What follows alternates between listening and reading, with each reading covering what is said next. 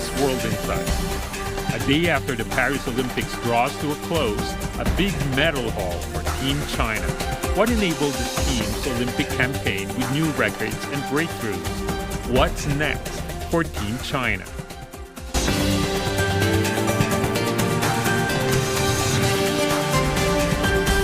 Hello and welcome to World Insight with me, Tian Wei. The Paris Olympics has just wrapped up, so a jubilant Team China is taking home 91 medals in total, 40 of them gold. In the last 16 days, young athletes showed the world their athletic mettle. Team China made a big difference with many first golds. So what do their performances tell us about China's new generation of athletes? Where is China's sports industry headed? Answers from today's panelists. On Paris game and also the Team China's performance, we are joined in Beijing, Paul Dong, co-founder and sports industry observer of EI Asia Limited, and also Justin Downs, president of Access Leisure Management. Welcome to both of you, gentlemen.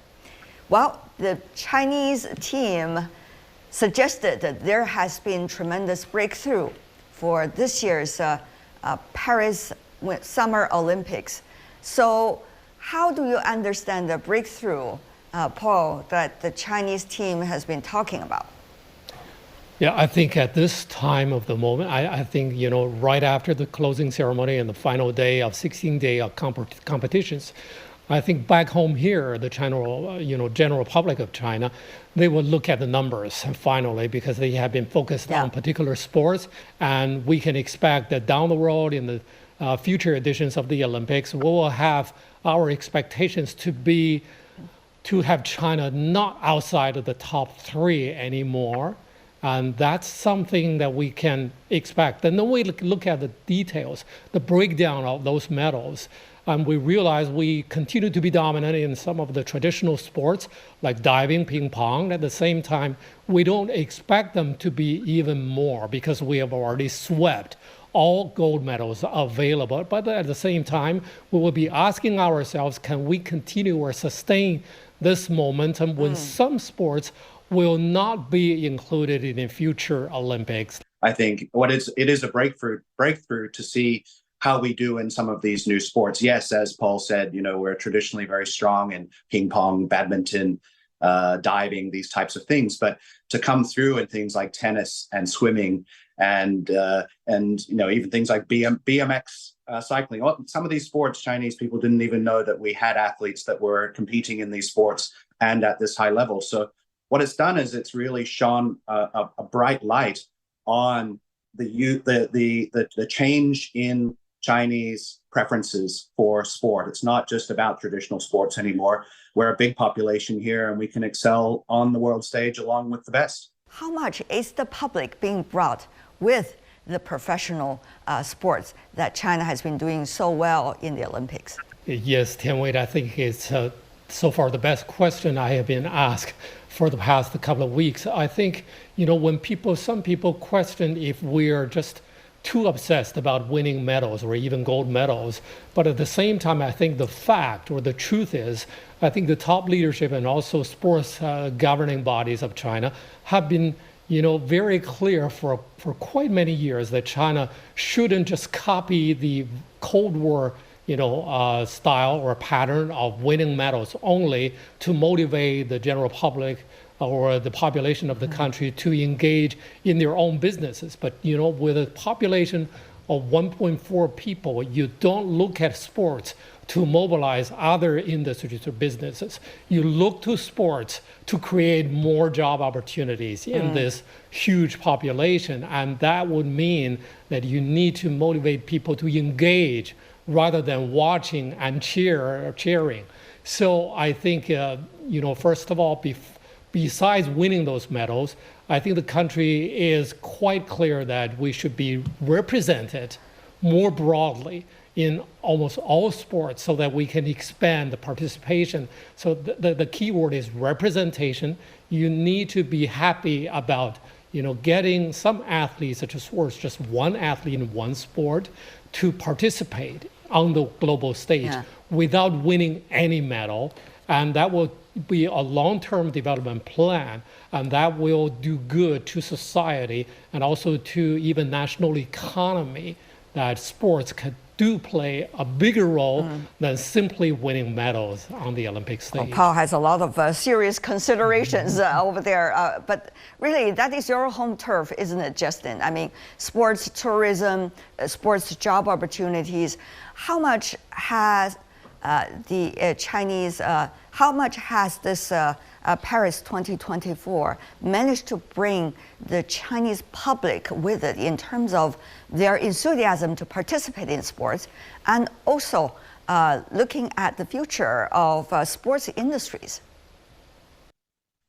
Well, I think our journey and our fascination with sport in China goes back to 2008, where we really jumped onto the world stage, sporting wise, and the population of China all of a sudden went on one large health kick. Everybody started running and swimming and cycling and playing tennis, eating healthier. When Chinese athletes do well, the population follows along, and they heavily influence the preferences and activities of the people. I've noticed a big shift and a change in people's personalities through China's sporting success. It's really great to watch, and it's very good for our economy. What kind of sport do you think the Chinese public would fall in love with after this year's Paris Olympics?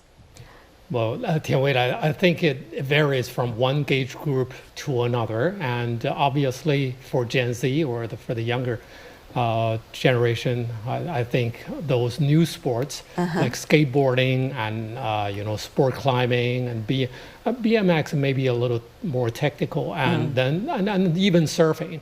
I do have a very optimistic prediction for surfing in the future, as long as the country has a very, very long coastline. And yeah, because in northern China, you don't expect to see the scene, but so many people are telling me that down in the south, in Hainan and Guangdong, there are so many young kids vibrant. Engaging in surfing and people just travel there like migrant birds. But the picture has started to change dramatically and fundamentally since 2008.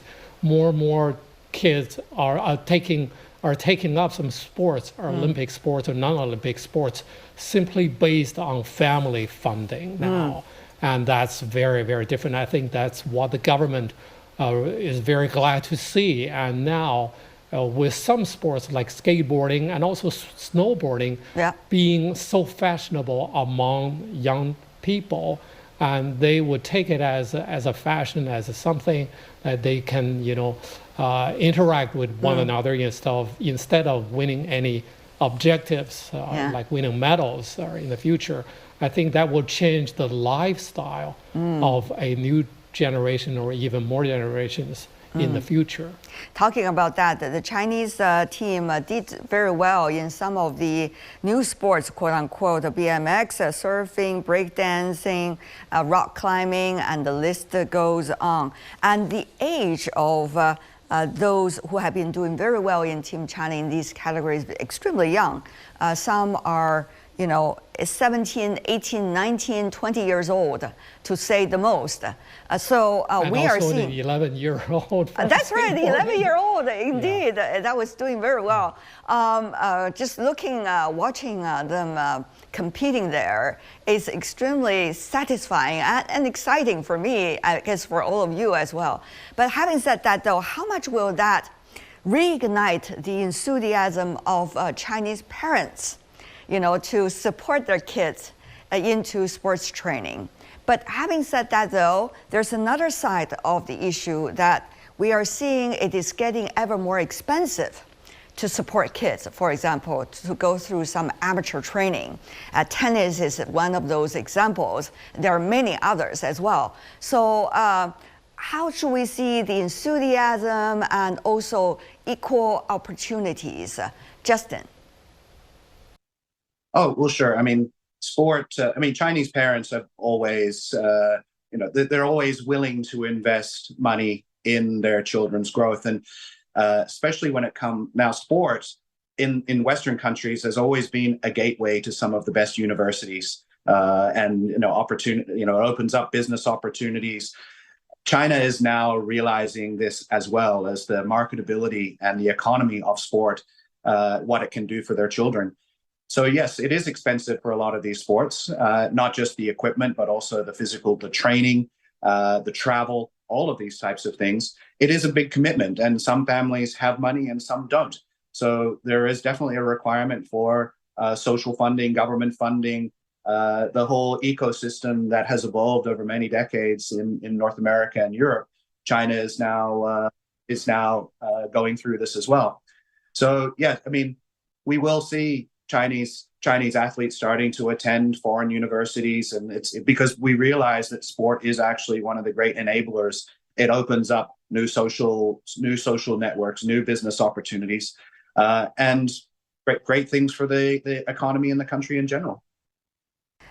Well, if you look at some of the categories that China has been winning gold medals of this time, even for the 2024 Paris Olympics, more than 27.5% are coming from traditional categories, or traditionally strong for China categories: diving, table tennis, weightlifting, shooting, badminton, gymnastics.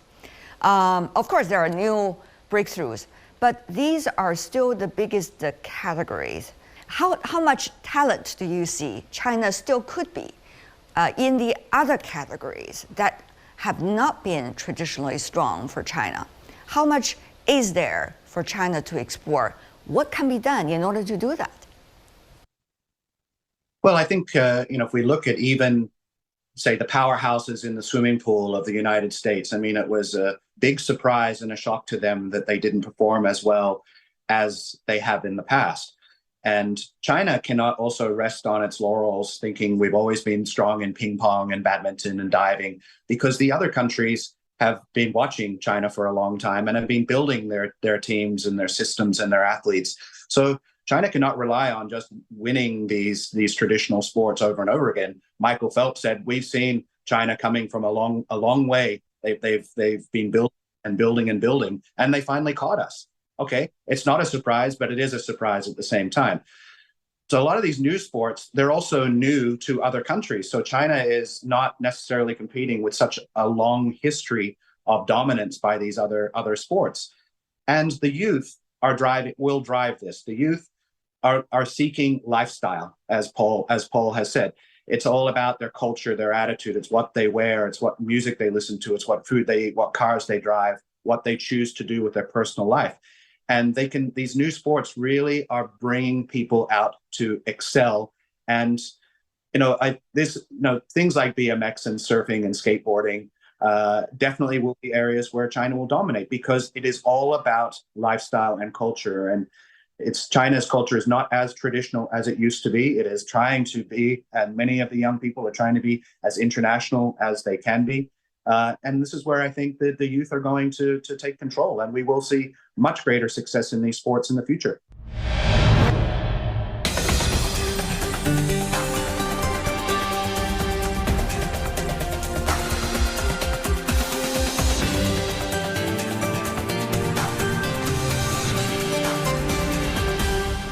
Not only these so-called new sports, but also sports that the public worldwide pays tremendous attention to. For example, the so-called big balls, volleyball, basketball, football, or soccer. Hockey, this time the women did very well, but some of the traditional so-called big ball categories, there is still much space to improve. What happened to them, especially when there seem to be quite well-established professional system already introduced into China? Why these categories, out of a population of 1.4 billion, still cannot catch up to the top-tier level of the global sport? We've got to be realistic about this. And well, especially now, China we have to be realistic. Exactly. Well, look, I didn't really watch the basketball every single match, but everybody would expect that the U.S. should dominate this. They should win by triple digits against some of these teams, but they don't. They're a group of very talented individuals that don't seem to work really well as a team. So I think I can compare, say, perhaps several of China's team performances to what the expectation should be because of these NBA superstars playing basketball. So, I think China just needs to work more on how we work as a team, and they need to play more as a team, and then they will start to succeed because as individuals, they're very talented. We just need to work on the team element of this, and then we'll start to get somewhere. Well, a lot of people are fascinated by, the styles of some of the young athletes that we witnessed in Team China this time at the Paris Olympics. For example, Pan Zhanle, who has break the world record in freestyle 100 meters for men. And he has been a straight talker, but at the same time with a lot of humor. Meanwhile, we will also see, table tennis. Some of the young players are extremely expressive, while at the same time fun. So as a result, a lot of people are saying, oh, this generations of Chinese athletes, they're very different from the earlier ones. Paul, is that too early in the conclusion? I don't think so. I think it will be the style and the phenomenon for many years down the road. I think it has so much to do with the internet age. I mean, the social community that they are engaged in online, but now they have stronger personalities, and I think maybe even their teams and even team management encourages them to interact well with their followers and their fans, and so we are seeing very diverse personalities among them, and some are very cooperative, some are very mild and supportive for the media, but some are kind of blunt. That actually makes and the public enjoyed it. In fact, yes. Yeah, it's very different. In fact, the expectations for professional athletes from the Chinese public compared to, let's just say, 2008, right? So, and the public they're very different in the way they want to interact with the young athletes. And the public is indeed stakeholders in Chinese sports. Yeah. Not like in the past, 1980s and 90s. They watched sports and they got inspired to do well or better in their own businesses. But now it's different. It's sports, national sports or international representatives, and also professional sports on the ground. They are part of the public life. Yeah. Justin? Yeah, look, it is quite phenomenal. If you look at some old tapes, from 30 years ago, just the athletes were kind of, almost expressionless in the way they conveyed themselves. And now they're just full of personality and full of life. And, they have their own personal brand as well. Yes, they're competing for Team China, but they also have a brand. They have their sponsors. They have their own personal opportunities.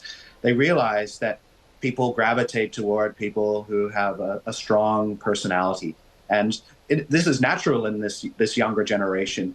People just love seeing them smile, looking at them interact with each other, with the other athletes from other countries. They're all part of this great community where they just love doing what they do and they love celebrating each other's success. And people feel for that and they really embrace that. It's great for our social fabric around the world to see these athletes, yes, competing tooth and nail with each other to try to win medals, but at the end of the day, they're all colleagues and they're all doing this for the love of sport. And this changes the people's attitudes on the streets. Watching this type of interaction, it's great for sport. It's great for the community. In fact, this year's Olympics also put a lot of thoughts for all of us about how to make sure sports are sports, and to make sure that it is free from politics or geopolitics. There's a lot of food for thoughts. In fact, as we speak, I'm sure those discussions are going on. How well do you see the Chinese athletes are trying to keep the balance of being confident, but at the same time humble, as traditionally Asians are? I'm not saying they need to be. I'm just saying, how is that balance reflected on this generation of Chinese national athletes? Justin. Yeah, look, that is the one thing that stands out to me is the humility of the Chinese athletes. Yeah, you can see the pride. You can see they're so excited to win and to excel. But they're not smack talking as one might see on U.S. TV or things like this. They are quiet and they're respectful, but you can see the passion that they have and their desire and their will to win for their country and for themselves. The one thing about the Olympics, it's always been like that. It's not a place for politics. It's a place where everybody unites under one common theme, and that's to put all of our issues aside. Doesn't matter what our governments might be doing, what our economies might be doing. We're all equal and the same at this for this 2+ weeks. Right. And it was very well demonstrated just this with all the stuff that's going on in the world, in Asia, in Europe, in North America. The world is full of hate and full of discontent, and it's all set aside. It's forgotten about for 2 weeks, and we just wish we could have an Olympics every week then if this was going to be the case. Of course, there are still 2 wars going on while the Olympics Games are even at this time when the Olympic Games wraps up. It gives a lot of food for thought as to where we are. The Olympic truce didn't happen this time, Paul. Right, that's very unfortunate. When the Cold War was around, it was, besides other than those boycotting cases, I think it's relatively was easier to realize a truce. But when there are, skirmishes or regional wars going on, and if the conflicting countries are not so well represented on a sporting platform, and there wasn't too much you can do to prevent them from fighting on in their own region. That's a big challenge. That what the Olympic movement should consider what to do in the future. And at the same time, there's a lot of talk about the role of the media. What is the role of the media when they are there in Paris to cover the games? Is their goal, in fact, to be able to examine every details of human capabilities in sports and be able to inspire? There's a lot of also discussions about that. Justin, Paul, both of you were experienced commentators and observers. Of course, this time you're observing from afar here in Beijing, so am I. I'm really curious as to what your thoughts are as the role of the media. Are they for their team only, or are they also to celebrate the achievements of the world? Justin. Well, I as you say, I'm here in Beijing, so I'm watching the CCTV broadcasts and seeing it from a Chinese perspective, but I'm also fortunate enough to have access to many other national channels. Of course, those national channels, whether it be Canada or Australia or the US or the Netherlands, are all showcasing their athletes, right? But at the same time, yes, they are telling a unified story about the successes of athletes from other countries. It's all about national pride, and they want to show their successes. No question at all. It is probably the most patriotic time of any country is during the Olympic Games. You cannot criticize anybody for going over. No, that's why you have sports. You don't have war, right? You want to have the sports in order to celebrate, a collective spirit, not using war to do that. That's the point of sports, isn't it? Also. Yeah, so I would say that the media, all of the media I watched, there was nothing politically oriented. Yes, there's some stories about anti-doping or gender issues or these types of things, but this is the generation that we're in. You can't avoid these things, and elite sport is very heavily scrutinized to make sure that everything is fair. Yeah. But there was nothing about politics, and it was really great to see. Nothing that I saw anyway had anything to do with politics. Paul? Yeah, I role think, of the media. Yes, I think the Olympic Games or the IOC has been carrying on this, signal distribution, better and better pictures of the games themselves. They are just like reality shows, you should allow people around the world to watch the games themselves via the official broadcasters like the NBC in the United States and like CCTV in China. But at the same time, in this internet age, I think we are seeing an increasing number of individual reporters now stationed in Paris over the last few weeks because they do their own interpretations between the original signal, like the original pictures of the competitions, and their receiving fans or the receiving customers, I mean, on the other side of the internet. And they are all biased, and sometimes even with misinformation and disinformation, they play a significant role that you cannot ignore from the so-called media side, the individual or private media. That's especially the case here in China because the games are delivered mostly in a foreign language and international rules. You need someone in between to interpret, to explain what really going on, especially behind the scene, what the discussion between a Chinese player and his or her counterpart from a foreign team. And that create a lot of room for these media experts or specialists to do their own work, but they also need to understand how ethical they should be when you deliver the information to your target audience without creating unnecessary trouble, which is far from truth. A lot of discussions to be continued. Thank you so much, Justin Downs and Paul Dong. Appreciate it. Thank you. And that's all the time we have for today. If you'd like to know more, search World Insight or check out our YouTube channel. Follow us on X and Facebook. I'm Tian Wei. On behalf of the team, thanks for being with us. Bye for now.